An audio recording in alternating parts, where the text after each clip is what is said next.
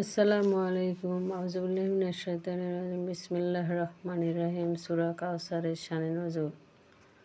রাসূলুল্লাহ সাল্লাল্লাহু আলাইহি সাল্লামের ছেলে হযরত কাসিম রাদিয়াল্লাহু তাআলা পবিত্র মক্কা নগরে ইন্তেকাল করেছিলেন। তখন আস ইবনে ওয়াইল সাহমী এবং তার সাথী অন্যান্য কাফেরেরা বলতে লাগলো, আপনি তো নির্বংশ হয়ে গেলেন, আপনার কিছুই থাকবে না। তখন রাসূল সাল্লাল্লাহু আলাইহি সাল্লামের সান্ত্বনার জন্য এই সূরাটি নাজিল হয়। আপনার আটকুড়ে অপুত্রক নিঃসন্তান অথবা মৃত্যুর সাথে সাথে যার কীর্তি ও স্মৃতি বিলুপ্ত হয়ে যায়, সেইরূপ হতভাগ্য অবজ্ঞাত ও হেয় ব্যক্তি হযরত নবী পাক সাল্লাল্লাহু আলাইহি সাল্লামের পুত্র। বিয়োগ হেতু অবিশ্বাসী কুরাইশরা উৎপত্তি, হিংসা ও বিদ্বেষ বশে তাকে আল আফতাব অর্থাৎ অপুত্রক বা নিঃসন্তান বলে অভিহিত করত এবং তারা বলতো যে মৃত্যুর সাথে সাথে তো মুহাম্মাদের ধর্মকর্ম নাম নিশানা শেষ হয়ে যাবে। এর উত্তরে আল্লাহ তাআলা বলে দিলেন যে আমার রসুলের ধর্মকর্ম নাম নিশানা এবং তার কৃতি স্মৃতি কখনোই বিলুপ্ত হবে না। তার কোটি কোটি অনুগামী ও ভক্ত সন্তান মহা প্রলয়ের পূর্ব মুহূর্ত পর্যন্ত আজান, আহকাম ও দুরূদ প্রার্থনা উপাসনার মধ্য দিয়েই তার পবিত্রতা নাম স্মৃতি সজ্জীবিত ও জাগ্রত করে রাখবে এবং আমার রাসূলের যারা অবজ্ঞা ও বিদ্বেষ পোষণ করবে তারাই আফতাব বা হতভাগ্য ও আটকুরে এবং তাদের নাম নিশানা বিলুপ্ত হয়ে যাবে। এর শানে নজুল হযরত ইবনে আব্বাস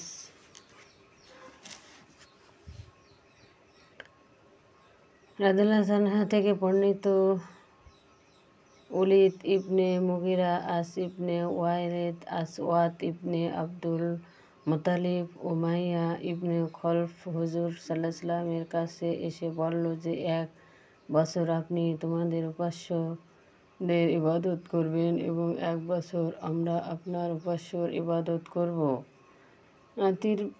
তিররানি নেওয়াতে ইবনে আব্বাস রাদিয়াল্লাহু বর্ণনা করেন, কাফেরেরা প্রথমে পারস্পরিক শাস্তির স্বার্থে হুজুর রাদিয়াল্লাহু তাআলাকে প্রস্তাব করল যে, আমরা আপনাকে এত বিলোপ পরিমাণে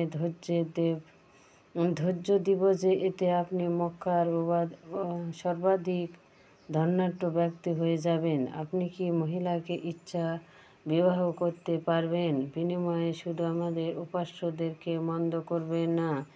এটাও না মানলে 1 বছর আমরা আপনার উপাস্যর ইবাদত করব এবং 1 বছর আপনি আমাদের উপাস্যদের ইবাদত করবেন। তাদের এই আপোষমূলক কথার জবাবে এই সূরা অবতীর্ণ হয়। আবু লাহাব ছিল রাসূলুল্লাহ সাল্লাল্লাহু আলাইহি সাল্লামের চাচা। কুফরির কারণে সে রাসূল সাল্লাল্লাহু আলাইহি সাল্লামের ঘোর শত্রু ছিল। রাসূলুল্লাহ সাল্লাল্লাহু আলাইহি সাল্লাম একদা আল্লাহর নির্দেশে আত্মীয়দের সাফা পাহাড়ে সমবেত করে দ্বীনের দাওয়াত দিয়েছিলেন। আবু লাহাব ক্রোধান্বিত হয়ে বলল, তোমার সর্বনাশ হোক, এজন্য কি আমাদেরকে ডেকেছ? এই প্রসঙ্গে এই সূরাটি অবতীর্ণ হয়। তার স্ত্রী উম্মে জামিলা রাসূলুল্লাহ সাল্লামের সাথে শত্রুতা পোষণ করত। এই সূরাতে তারপর নিন্দাবাদ করা হয়। এই সূরার ভবিষ্যদ্বাণী অনুযায়ী বদরের যুদ্ধের 7 দিন পরে আবু লাহাব প্লেগ রোগে আক্রান্ত হল।